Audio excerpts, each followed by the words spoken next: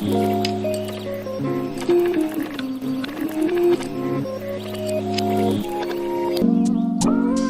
downtown and I'm okay. He's got it all figured out. Assalamualaikum warahmatullahi wabarakatuh. Perkenalkan, nama saya Nindya Dwi Maharani dari kelas 11 IPA 2. Di sini saya akan menjelaskan tentang analisis saya terhadap benda yang menggunakan konsep dinamika rotasi. Contoh benda yang saya gunakan adalah jok motor. Ketika kita menarik atau mendorong jok motor dengan gaya, jok motor akan mengayun terbuka atau tertutup. Ayunan terbuka atau tertutup ini menandakan bahwa jok motor mengalami gerak rotasi. Gerak rotasi adalah gerak yang berada pada lintasan melingkar. Pada saat jok motor mengayun terbuka atau tertutup, jok motor memiliki sumbu putar atau poros, yaitu pada engsel. Pada saat melakukan kegiatan menutup atau membuka jok motor, kita menerapkan konsep torsi. Torsi atau momen gaya adalah ukuran keefektifan gaya yang diberikan atau yang bekerja pada suatu benda untuk memutar benda tersebut terhadap suatu poros tertentu. Dengan kata lain, momen gaya atau torsi adalah ukuran besar gaya yang diberikan untuk suatu benda terhadap suatu poros tertentu. Dapat juga didefinisikan sebagai besar gaya yang diberikan untuk membuat benda dapat berputar.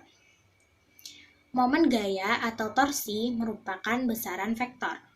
Besaran vektor adalah besaran yang memiliki nilai dan arah. Karena memiliki arah, momen gaya atau torsi dapat bernilai positif maupun negatif, tergantung dari arah dan putaran dari gaya tersebut. Momen gaya atau torsi akan bernilai positif jika arah putarannya berlawanan dengan arah jarum jam, dan akan bernilai negatif jika arah putarannya searah dengan arah jarum jam.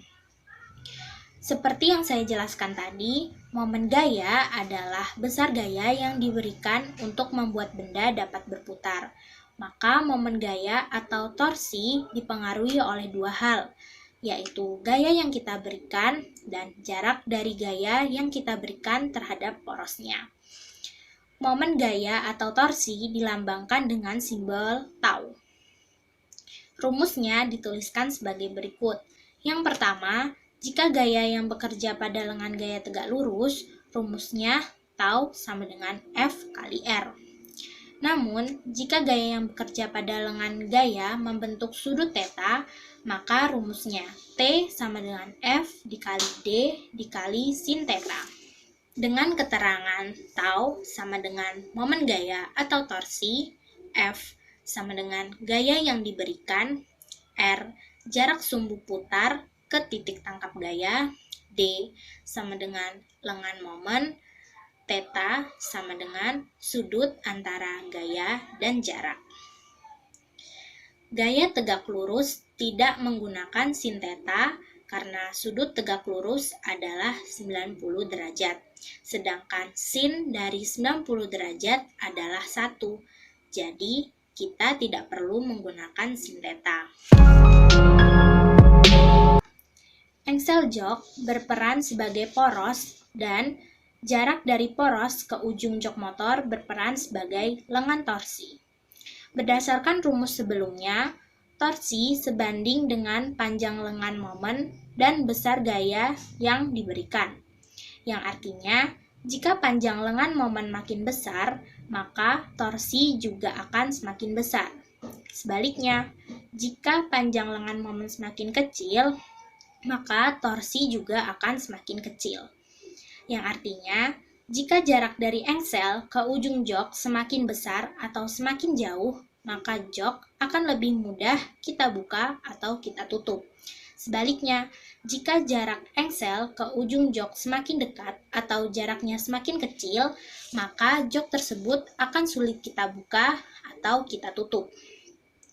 Dalam praktiknya, Saat kita membuka atau menutup jok dengan mendorong atau menarik jok jauh dari engsel, jok akan lebih mudah terbuka atau tertutup karena letaknya saling berjauhan.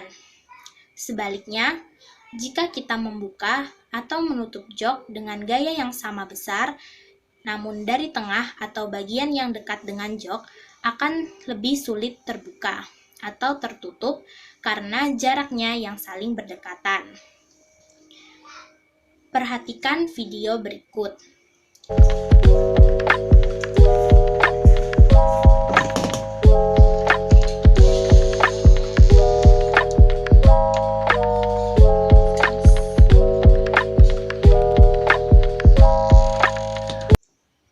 Video pertama merupakan contoh jika kita membuka jok dari ujung jok.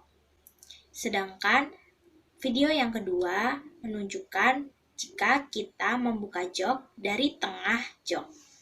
Dapat kita lihat, jika memberi gaya pada bagian ujungnya, benda akan lebih mudah terbuka. Berbeda dengan jika kita memberikan gaya pada bagian tengah atau mendekati engsel, benda akan sulit untuk terbuka. Contoh benda lain yang menerapkan konsep dinamika rotasi adalah helm. Saat kita membuka kaca helm, kita membukanya dari ujung yang jauh dari engsel helm. Karena jika kita membukanya dari ujung, maka kita akan membukanya dengan mudah dan membutuhkan gaya yang sedikit. Namun, jika kita membukanya dari tengah yang dekat dengan engsel, maka kita akan kesulitan untuk membuka kaca helm tersebut dan membutuhkan gaya yang lebih besar. Contoh lainnya yaitu pintu. Gagang pintu dibuat jauh dari engsel karena untuk memudahkan kita dalam membuka pintu dan membutuhkan gaya yang kecil. Namun, jika gagang pintu dibuat dekat dengan engsel, akan menyulitkan kita untuk membuka pintu tersebut dan membutuhkan gaya yang lebih besar juga. Dari perbandingan ini, dapat kita simpulkan, ternyata letak membuka jok yang berjauhan dengan engsel bertujuan untuk meminimalkan gaya yang kita keluarkan. Sehingga, pada saat kita membuka atau menutup jok, kita membukanya berjauhan dari engsel jok, kita akan mengeluarkan gaya yang lebih sedikit. Itulah penjelasan tentang analisis saya mengenai benda yang menggunakan prinsip dinamika rotasi. Sekian, terima kasih. Wassalamualaikum warahmatullahi wabarakatuh. Everyone's looking at me thinking that I'm different. Everyone's looking at me thinking that I'm living. But I don't really care what they all say.